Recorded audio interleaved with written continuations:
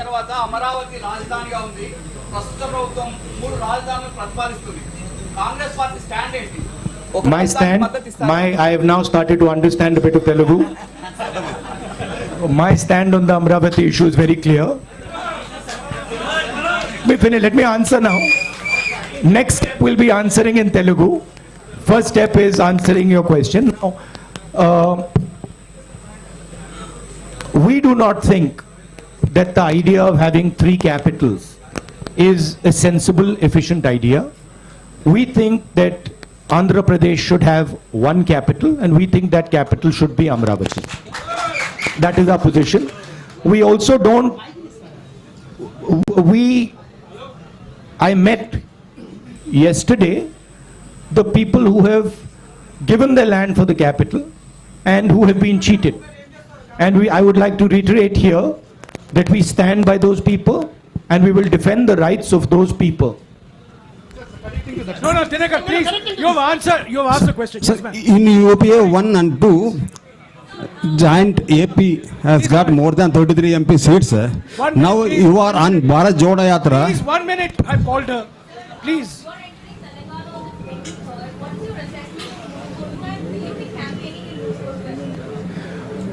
Look, my focus here is the idea of bringing India and Indian people together. I am not interested in digressing and taking the conversation into another direction. Okay, I am very clear. The Bharat Jodo Yatra is designed to bring people together, and it is doing a fantastic job of bringing people together, and that is my focus. I am not going to get distracted by these side issues. Thank you. Go ahead. Sir, in UPA 1 and 2, Congress party got more than 33 MP seats in joint Andhra Pradesh. But you are on Bharat Jodo Yatra. लेकिन अभी आपके UP हया में Bharat AP को खोड़ दिया. So are you having any political regret about the previous issue? Look, at least. Look, I'm not going to go into the past. I'm interested in discussing the future, and I've been very, very clear that as far as Andhra Pradesh is concerned, there is a commitment that was made by the government of India to the people of Andhra Pradesh, and that commitment has to be fulfilled. I'm not interested in delving into the past here. Thank you. Blue shirt, Sir, blue shirt. this is Blue Shalu shirt. from Newsbeat. 1 minute, please, ma'am. 1 minute, please. Follow the rules. Okay. Yeah, blue shirt. Cheppandi.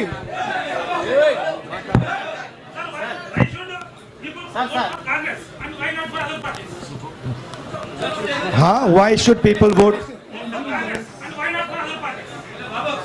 Well, there are a number of reasons why people should vote for the Congress and not for other parties. First reason is Congress party is the only party in the country that represents every single Indian person. It does not discriminate between caste, community, religion, state. We are everybody's party, first. Second, we are a party that defends the rights of poor people, defends the rights of farmers, defends the rights of laborers, defends the rights of small and medium businesses, and we are a party that understands how to bring harmony to this nation. We are also a party, unlike most other parties, that listens to people, has free and fair elections inside it, and has a culture of listening and caring people. Have you ever heard of anybody dissenting publicly in the BJP? Can you dissent publicly in the YSR Congress? Can you dissent publicly in the Telugu Desam? I don't think so. Dissent is not tolerated. These are dictatorships. The Congress party is the only democratic, open-minded party in the country. That's why you should support it. And I know you agree with it because you're smiling. The young lady there. Sorry. Yes, sir. You made it clear that you will report to the new president now. A little more clarity on your role and Ms. Sonia Gandhi's role in decision making now that the party will have a new president, please, anytime. See, I answered that question. My role, of course, I cannot comment on Congress President's role. That is for Mr. Kharge to comment on. I'm very clear as far as my role is concerned. The Congress President will decide what my role is and how I am to be deployed.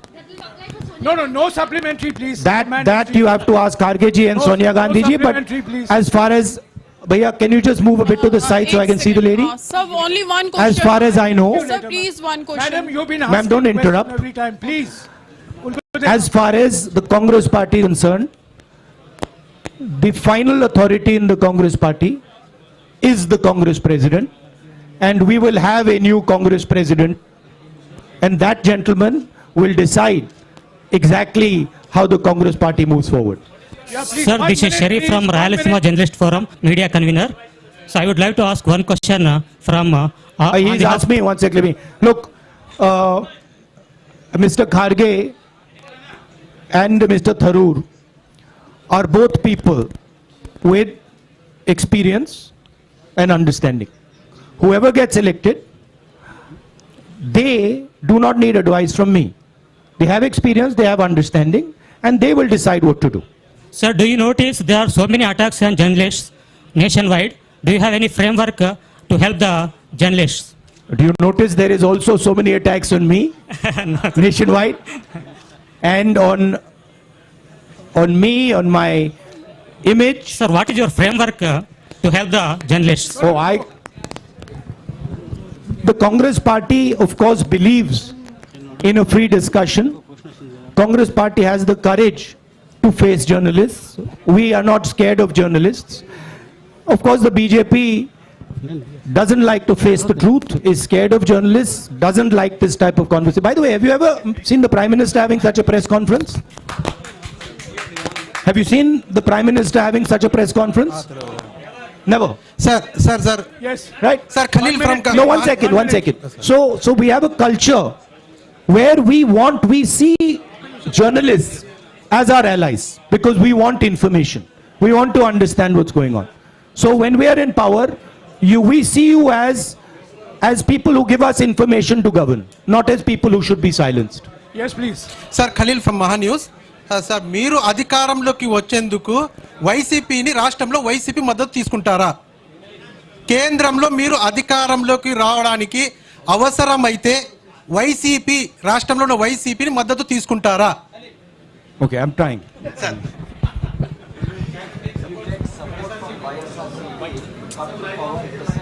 Look, these are all questions that now will be answered by the Congress president. It is not my jurisdiction, not my decision. 1 minute, please. 1 minute. Sir, Rahul ji, sir. Rahul ji, sir. Sir, Rashtra. 1 minute, please. Please. Rahul ji, sir. Please keep Sir. quiet. Sir, I'm talking to you. Please follow some rules. Sir Rahul ji sir రాష్ట్ర విభజన తర్వాత AP Telangana మధ్య ఇటు Krishna basin కానీ అటు గోదావరి బేసిన్లో కానీ నీటి వివాదం బాగా తీవ్రంగా ఉన్నాయి. ఇప్పుడు రెండు రాష్ట్రాల మధ్య కూడా ఈ నీటి వివాదం కోసం కొట్టుకునే పరిస్థితి ఉంది. కాంగ్రెస్ ఆ నీటి వివాదాన్ని ఎలా పరిష్కరిస్తుంది? అదే క్రమంలో ఏపీలో ఉన్నటువంటి ప్రాజెక్టులను ఏ విధంగా నిర్మాణం చేపడుతుంది? రాయలసీమలో వెనుకబడిన ప్రాంతంలో ఇప్పుడు రాయలసీమలో వెనుకబడిన ఈ ప్రాంతంలో ప్రాజెక్టుల నిర్మాణం కోసం మీతో ఉన్నటువంటి కార్యాచరణ ఏంటి? అంటే ముఖ్యంగా ఫస్ట్ వచ్చేసి ఏపీ అండ్ తెలంగాణ మధ్య ఏపీ తెలంగాణ మధ్య నీటి వివాదాన్ని కృష్ణా బేసిన్ ఆర్ గోదావరి బేసిన్లో ఉన్నటువంటి నీటి వివాదాన్ని ఎలా పరిష్కరిస్తారు? ఏపీలో ఉన్నటువంటి చాలా పెండింగ్ ప్రాజెక్టులను కాంగ్రెస్ పూర్తి చేయడానికి ఫ్యూచర్లో మీలో ఎలాంటి ప్రణాళిక ఉంది? ఇది Understood the question. What a Polavaram question. And the question that pending projects in Andhra Pradesh. Water sharing.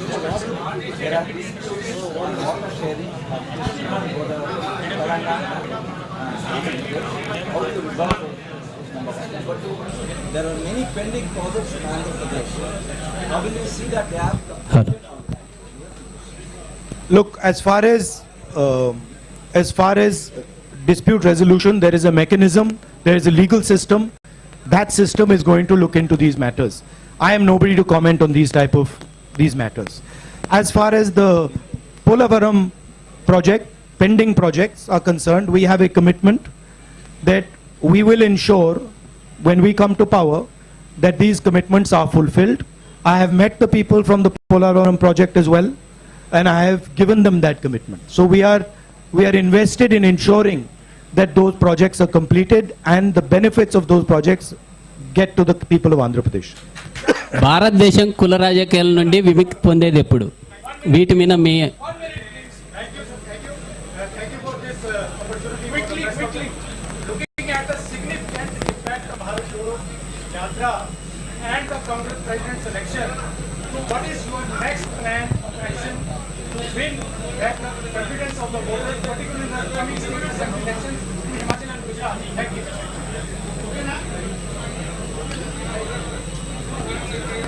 Myself personally, I am seeing this yatra as a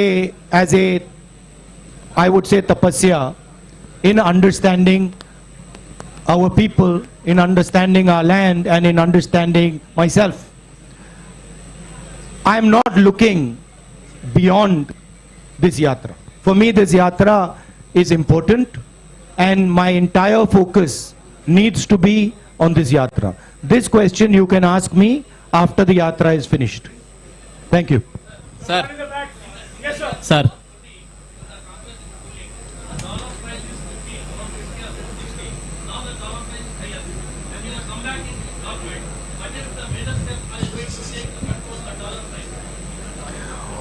Well, it is not just a question of the dollar price. It is a question of how you look at the Indian economy and how you think about the Indian economy. The BJP's policies have completely destroyed the strength of the Indian economy. And I'll lay out for you why. Job creation in our economy has always happened on the back of small and medium businesses, on the back of a strong agricultural sector. And demonetization and GST have destroyed both these systems. You can speak to any farmer, they will tell you that for the first time in their life, they are paying GST on farming instruments, on fertilizer, etc. And any small businessman will tell you the devastation that has been caused. Thousands and thousands and thousands, I would say lakhs of them, have gone out of business. So India's ability to create jobs has been crippled. At the same time, massive transfer of wealth is taking place from the poor people and from the middle class to a handful of really rich business people. As you must be aware, the second richest, or now the third richest man in the world is Indian. And he is a close associate of the Prime Minister, a friend of the Prime Minister, and everybody understands exactly how he's become the third richest man. What people don't clearly understand is that this is a money transfer from the farmers, from the small businessman, from the middle class into the hands of these type of very rich people. These people have access to the entire banking system. So a small businessman, farmer cannot access the banking system, but these people can have unlimited debt, as this gentleman has. So the entire economy has been crippled, and a lot of work will have to be done to bring that economy back to life. I'll give you a very good example. Just 2 days ago, 3 days ago, I was in Bellary. I was told in Bellary that Bellary is the jeans capital of India. Now, from my perspective, this is a huge asset for India. If we open the doors of the banks to the jeans industry in Bellary, if we support the jeans industry in Bellary, if we give them the protection they need, we will get many, many entrepreneurs who will give lakhs and lakhs of jobs out of Bellary. So the focus has to shift from 2 or 3 big business people to the people who actually create the jobs, right? That's basically the issue. Of course, a strong rupee has its advantages, and we would try to make sure that it is protected. Sir excuse me sir భారతదేశం కులాల రాజాలు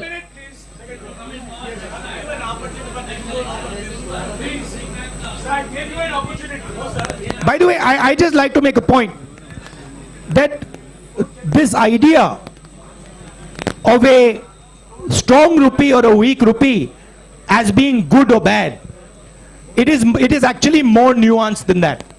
It doesn't actually work like that. There are advantages of a strong rupee, there are disadvantages of a strong rupee, and both those have to be taken into account.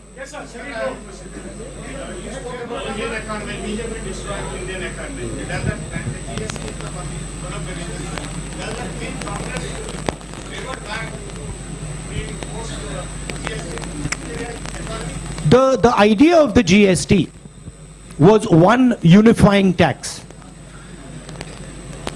Our vision for the GST was a GST that would develop out of a conversation with the states.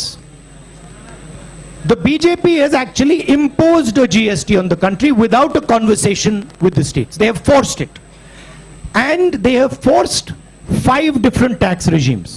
There are 5 different levels of GST. There is no GST in the world that has 5 different levels. It is only existing in India. So we are against the basic design of this GST. We will bring a GST that is one simple tax, one GST, one tax. And we will do so after a conversation with the stakeholders. And we are confident that we can give India a GST that actually simplifies the people's lives. భారతదేశంలో కులాల రాజకీయాల మధ్య విముక్తి ఉంది. అయితే BJP కులాల రాజకీయాల మధ్య చిచ్చు పెడుతుంది. దీన్ని ఏ విధంగా చూస్తారు?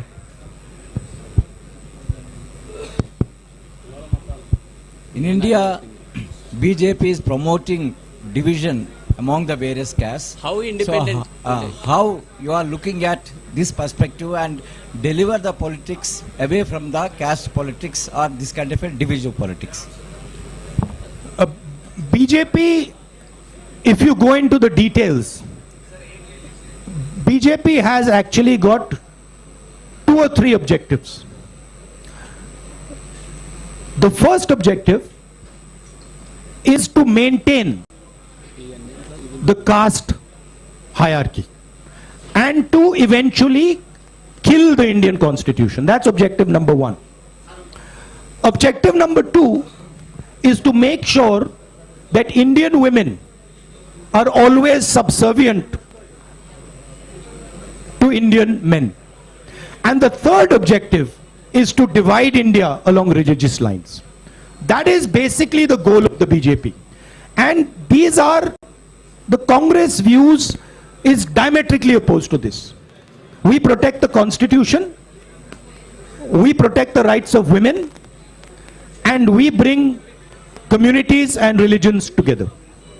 And that is what the Bharat Jodo Yatra is aimed at doing and is successfully doing. Because a lot of people are asking the question, what is the need for this violence? What is the need for this hatred? Why should we hate each other? Why should we kill each other? These questions are being asked as a result of the Yatra. Thank you.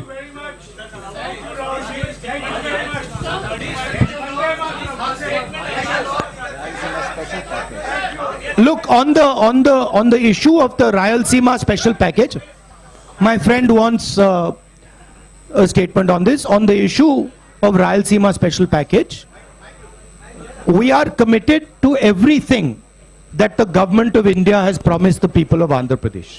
That is our commitment, including this package. Thank you. Thank you very much. Thank you.